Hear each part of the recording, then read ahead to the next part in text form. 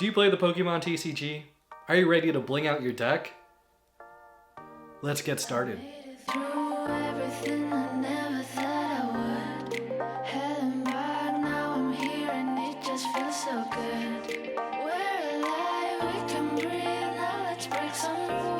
It's time to jump, time to scream, can we act like fools? I deserve a little bit of fun. You and I until the sun comes up. I deserve a little bit of fun. So in this video, we'll cover some essential items to bling out your competitive deck. Or like your deck in general, your card collection in general. Typically stuff you do when you meet up with people. Play, trade, and just enjoy each other's company. We'll be talking about a lot of stuff, a lot of TCG accessories. So that includes deck sleeves, what kinds to get. There's a fly in here. We'll talk about deck sleeves, the different kinds you could get, the ones that are on the market, the ones in the ETB, what to choose, what's the best kind, so on and so forth. We're gonna talk about dice and coins. Yeah, the ones you find in the ETBs. You can actually get some pretty cool ones that are tournament legal that you wouldn't typically find in your normal Pokemon packs. Deck boxes and storage boxes, you know, hold your essentials. Like, look at that. They released this box in America, but it didn't come with this, I don't think. Next are playmats. There's so many playmats you could choose from. The OEM stuff, to the Pokemon Center, to even ones in Japan, Asia, or elsewhere. And of course, the most important thing are your singles. What do you really need to bling it out? And that is up to you. So let's get started. All right guys, deck sleeves. I have a ton of deck sleeves, and you might have some if you've opened quite a bit of ETBs. Now, what constitutes blinking out your deck with deck sleeves? You gotta start there. You gotta choose what type of sleeves you want to show off to the world that you are a cool person. All right, so I'm gonna reach in my drawer here. First two deck sleeves I have, these are from ETBs. This is from Crown Zenith. This is from Twilight Masquerade. These are your standard ETB sleeves. The pattern on the inside right here are coated where it's kind of dulls the effect of the cards. So if you do use ETB sleeves, which are perfectly fine, do note when you play these cards in the ETB sleeves, you do lose a little bit of that hollow luster because the film on this, it's not entirely clear. They did change the ETB material, card sleeve material during the Sword and Shield era, so it's a little harder to see the reflective card art on these ETB sleeves. As of late, as of this recording, Journey Together and Prismatic Evolutions came out. They have some pretty decent ETB sleeves. And Prismatic Evolutions is kind of hard to find right now, so that's kind of a flex in itself.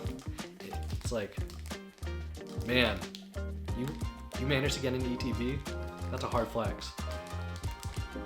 Sleeves are subjective. You don't need the nicest sleeves. No one's gonna judge you for using ETB sleeves. I use them all the time in my locals, but when I go to regionals, that's a different story. Oh, of course I put my sleeves elsewhere. Oh, let me check my sleeve storage. All right, we're going on an adventure to my closet, and I'm gonna lose all this quality lighting. Ooh. All right, oh, nope, that was close in. So here's my secret stash of sleeves I got right here. We're gonna go set myself back on camera. Now, there are special collection boxes that do have exclusive sleeves. This is another Ogerpon. This is the Ogerpon EX Premium Collection box. Yeah, it's all right. It's decent. They're cool. They're alternate sleeves. You can have trainer sleeves. There's I have this Marnie deck box, and she has her own sleeves, I believe. Professor Juniper. I have sleeves of Professor Juniper in her collection box. If you want to get sleeves that people don't typically buy, the Pokemon Center is a great spot.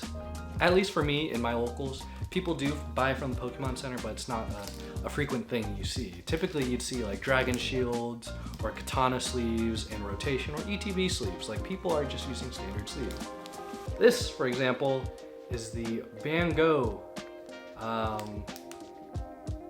what is this painting called? It's this one right here on the text on screen. And the backing, so the thing about the Pokemon Center sleeves is their front facing, the card showing portion of the sleeves are actually a better material that show up more clear. The card foil pattern shows up just nicely, quite nicely on here. It doesn't mute the colors, it shows up just fine. And the Pokemon Center has a bit of unique designs. Sure, some of them might just be regular Pokemon, but it could be someone's favorite Pokemon. There's a lot of cute ones, a lot of cool ones, and a lot of them actually match with playmats that are available on their website. And here's one I got from one of their mystery boxes that they did. This is from 2023, and they still had a bunch of stock laying around, so they threw that in their mystery box. This is a Luxray sleeve, and they come in a pack of 65, so when you do buy sleeves, buy multiples. Because 65 will last you one deck, but once they eventually wear and tear, they're gonna run out of sleeves. These right here, the Great Wave sleeves. The playmat for the Great Wave sold out instantly, but the sleeves were not bought out instantly. So I ordered like 3 of these. And for a long time in my locals, I was running these sleeves right here. I actually used up 2 of these pairs, so I think I'm done running these sleeves. I think I'm gonna retire it. And of course, for sleeves, you also get your Worlds sleeves. If you're lucky enough to go to Worlds, every year they produce a bunch of deck gear, and sleeves are at the top of the foyer. And I got these, not by going to Yokohama, I got this from Shoutout to Tabletop Village through one of their mystery boxes when they offered it. And these are actually kind of a big flex because not a whole lot of people got them. If you do use them, people are gonna ask you to go to Worlds. I didn't. Yeah, I could have been a spectator, but usually after these are sold out, they usually go up in price year after year. Now let's talk about the Pokemon Center in Japan. So if you're in Japan and you're traveling, now you don't have to be in Japan to do this, but when I was in Japan, through traveling at tons of secondhand shops and the Pokemon Center itself, they had some unique collection boxes that had like binders, playmats and whatnot. And they also had sleeves of like a pair, like an accompanying pair of one of the characters here. So you can get some Japan exclusive Pokemon sleeves. And your local card shop, if they sell a lot of Pokemon stuff, they might supply that. Your card shows, your local card shows might supply that. Even online, they're not terribly expensive. They cost like what? Gosh, this fly is huge. Can you hear that? Oh my gosh. Hold on, I'm gonna get my fly swatter.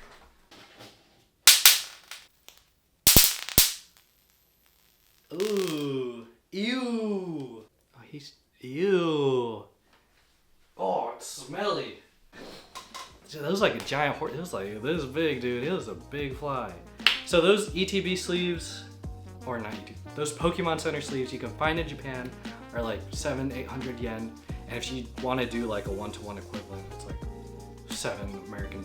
It's not, because the current dollar to yen ratio is a lot better, but if you were to just put it 1-to-1 ratio, it's like $7-8 bucks, which is on par with what American sleeves are on the American Pokemon Center site.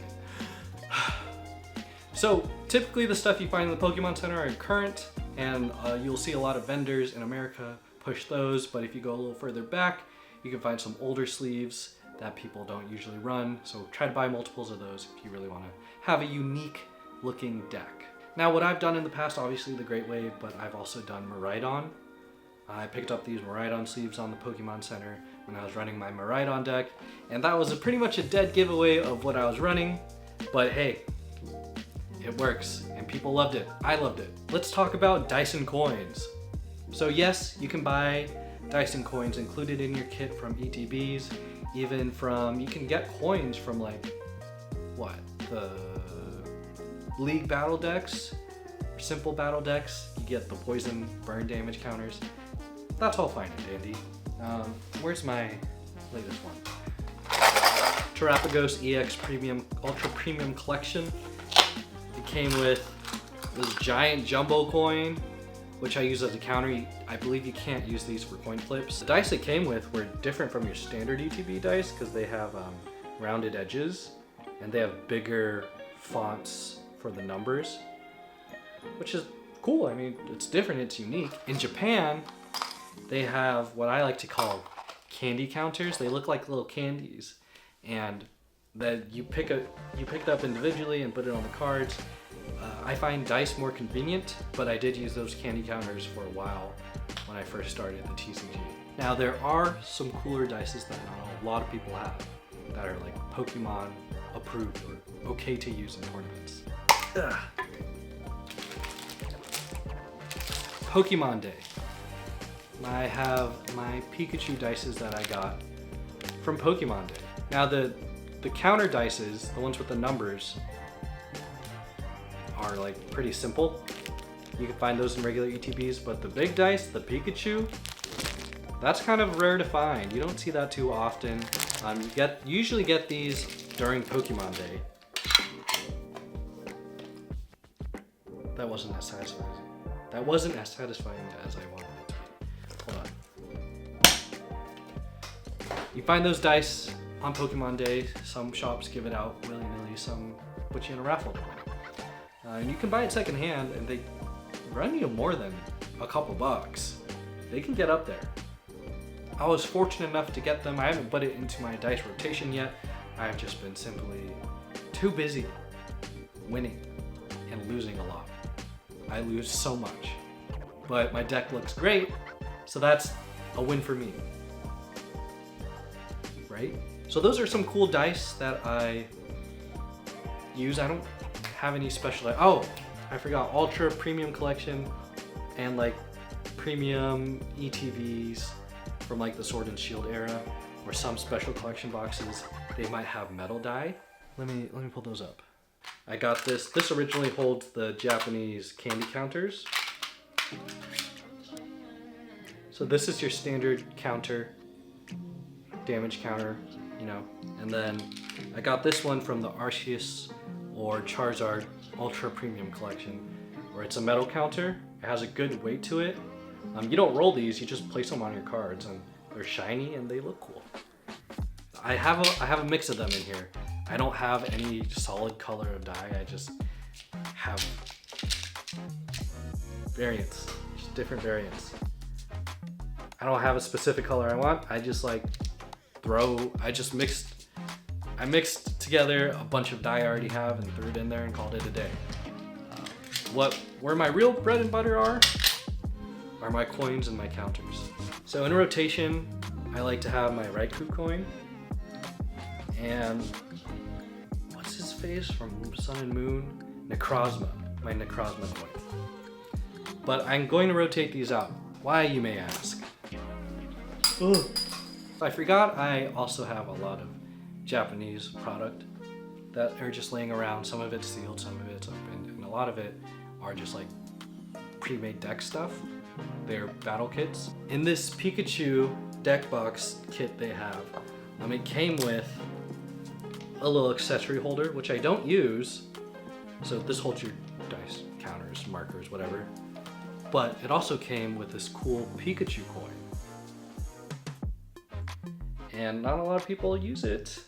And at my card shop, shout out again Tabletop Village for hooking me up. Shout out my boy Steph. He had this older Cyndaquil coin, and Cyndaquil is one of my favorite starter Pokemon. Of course I have to put him in rotation. And what's unique about the Japanese coins is that they're a bit smaller than their American counterparts. Here we go. See Cyndaquil paired up against Raikou. Just a little smaller. They're more compact. Now, this is fine. There are the jumbo coins, which again are fine, but you can't use them for flips. A lot of people use dye anyways. But I use the coins as markers to see if I use an ability or not. And speaking of markers, some years, some of the regional organizers set up their own little swag that you can buy. Fortunately for me, I got these cool LA regional counters, or regionals counters. And I use these counters as ability markers. And also on the flip side, they're numbered. Burn and poison counters. You don't see that too often, and whenever I pull these out, people are very intrigued. Good quality, and their number, they have that sort of exclusivity to them. Now I paid like, I don't know, an additional 20-25 bucks when I signed up for regionals just to get this tiered package of exclusive counters and a pin and whatnot.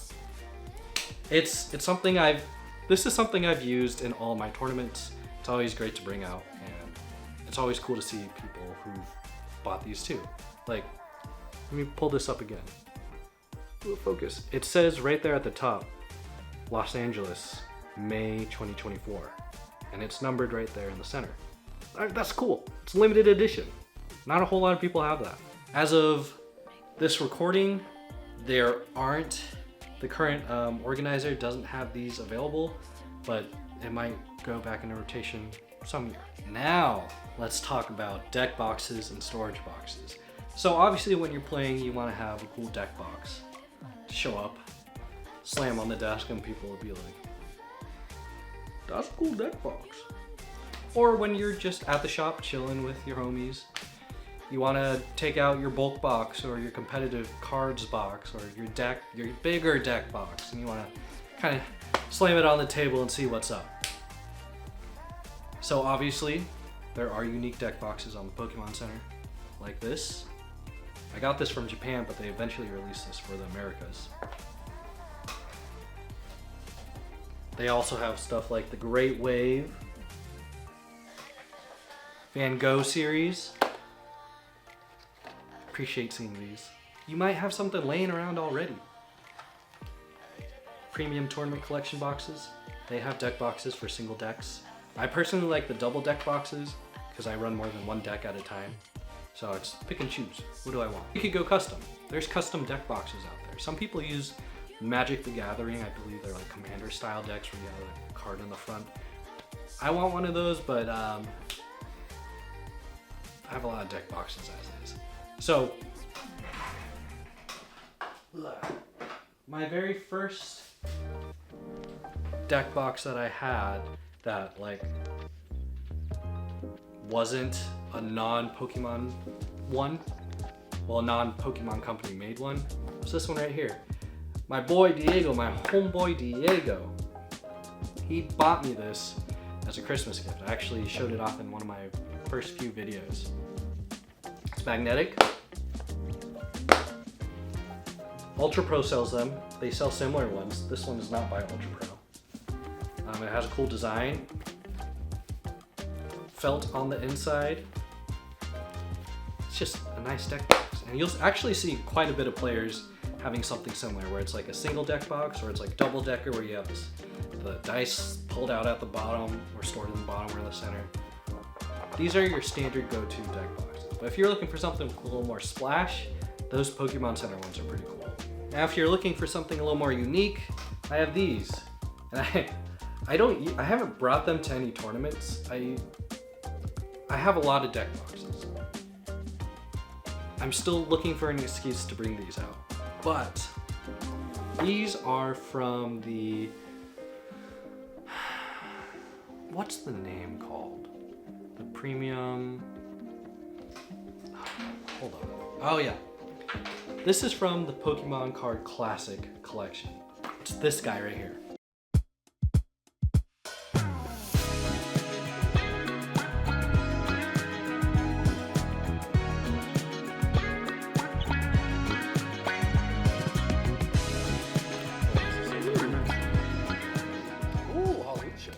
So I actually have that right here. It's underneath my hobby desk. I'm looking at it right now.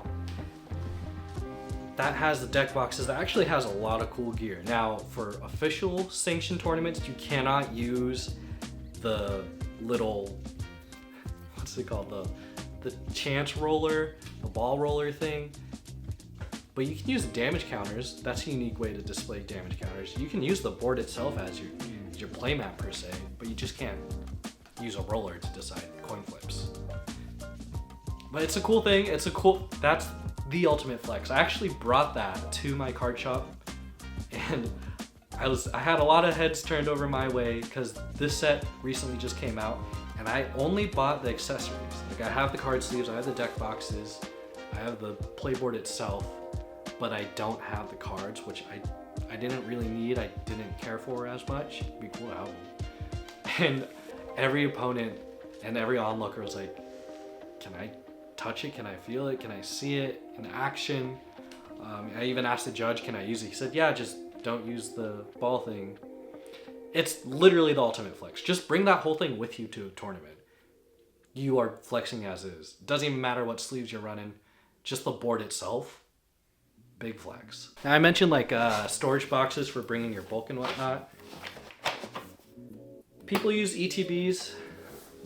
This is not your standard ETB. This is actually, again, from Japan. This is the Premium Trainer Box EX. What makes this different from a standard ETB here in the Americas is this is a magnetic clasp. And it opens like this. Instead of, you know, pulling the top off of that box, you have it nice closed right here. And I always bring this whenever I go to tournaments. This holds a bunch of my competitive bulk or like pseudo deck or skeleton decks I'm trying to build. This is where I put all my cool cards in. Because there's days where I just show up to the shop with my buddies and we just crack open our competitive boxes and take singles that we need. My gosh, my neighbor's doing laundry and it just shook the whole place. No, that was a plane. A plane flew by and it shook the whole place. So yeah, I mean, if I were to choose like a cool storage box that's not like third party, which there's a lot out there, you can make a suitcase if you wanted to. But the Premium Trainer Box from Japan, these types of boxes are where it's at. You could store a lot of cards in here. It's about the same length as the ETB actually. And you can fit deck boxes in here too. Now let's talk playmats. I actually have a whole video about playmats. I won't spend a whole lot of time on that. There are many places where you can buy playmats. Pokémon Center for one. Pokémon Center Japan, they have so many designs. The further back you go, the cooler the designs, the less frequent people use. If you watch my videos, or if you're new to my channel, watch my openings, you'll see I have a lot of rotating playmats from Japan or from Pokemon regionals. One of my favorite ones right now is this Hisuian playmat. So another one is a Pokemon Masters EX playmat, where they're all at like a cafe or hair salon or something. I can't quite remember. And I got this one. This is a Haunted Ruins or Haunted Playground playmat from the Pokemon Center website. And there's also regionals. Each regionals you attend, you can get a cool playmat just for playing and participating. And I use that from time to time. There's so many playmat options out there. Playmats are endless. The options are endless. Just make sure if you're an official sanctioned tournament, they're not too provocative and you're fine. Like just have some common sense. It's always cool talking about your playmat and like how you got it, because people will ask. It's like, where'd you get that playmat? Or, oh, I love your playmat. How'd you get it? And be like, oh, yeah, no big deal. I went to Japan and I found it on some random store. And independent makers. There's a lot of people who make playmats themselves, put their own design on there. You can buy that too. Oh, and here comes the singles. What kind of single should you start with to bling out your deck? Should you go all gold cards? Should you do all full arts? All hollows, reverse hollows? So that could get expensive really fast, really quick. So what I recommend to start off with blinging your deck is your energies. Those full hollow energies, they only cost you like a couple, 50 cents, maybe $1. You can find at your local shop if they have it, or even online on TCG Player. Just buy a lot of shiny hollows for whatever decks you're going to build in the future. Now, I attained mine through collecting. I'm fortunate enough I don't have to buy them, but I pulled them myself. So like special sets like Prismatic Evolutions or 151, or even some common sets like Stellar Crown, they have those hollow energies, which I put into my deck. You could buy those gold ones, but they might run you a little bit more, so holo is a good place to start. So when it comes to common item cards, you can try to seek out the reverse holo edition. If you do try to go for that full art, you are going to be running up that card total. Now, for example, if you do like a fully blinged out, I don't know, Dragapult EX deck, the fanciest Dragapult EX art card out there right now is going to run you that much money. And what, Dragapult usually runs 3 to 4. So you're already spending a little over $300 at that point. That's only on 3 to 4 cards. You still got more to buy. Now, if you have that disposable income, by all means, but a good place to start, use the full arts, regular full arts, instead of illustration rares. Or maybe have that one illustration rare and then have the full arts next to it. Sometimes some cards have shiny variants, like Charizard, for example. You could get a couple shiny Charizards for your deck instead of a standard Charizard. They all don't have to be illustration rares, because that will run up your price total. Good alternatives are those full arts, or even those gold colored full arts. They're just a couple bucks more than your standard EX cards. And when it comes to like trainers, like supporter cards, yeah, same sentiment. If you go for those illustration rares, you're going to be running it up. But if you go for like a standard full art card, that is more than enough. Are my decks fully blinged out? No, it's probably like maybe a quarter blinged out. My Dragapult deck is probably my most blinged out deck. It has all, if not most, holo energies. It has one Professor's Research full art. And that's about it. My Raging Bolt deck, it's got that full art Noctowl promo you got from the Stellar Crown ETBs. It's not that complex. Just know your price point. You could be spending literal hundreds on a blinged out deck. And then next thing you know, a couple months later, that deck isn't viable anymore. You need to change cards out because the meta is changing. Or heaven forbid, it rotated out. Just be aware of that when blinging out your deck. So those were my tips on blinging out your Pokemon TCG deck. Whether you're competing or meeting up to build or doing whatever. It is what it is. Those are my thoughts. If you agree, disagree, have something else to add, let me know in the comments down below. And if you enjoyed this video, make sure to leave a like and subscribe for more content in the future. And with that being said, my name is Kevin TCG, and I'll see you guys next time. Peace.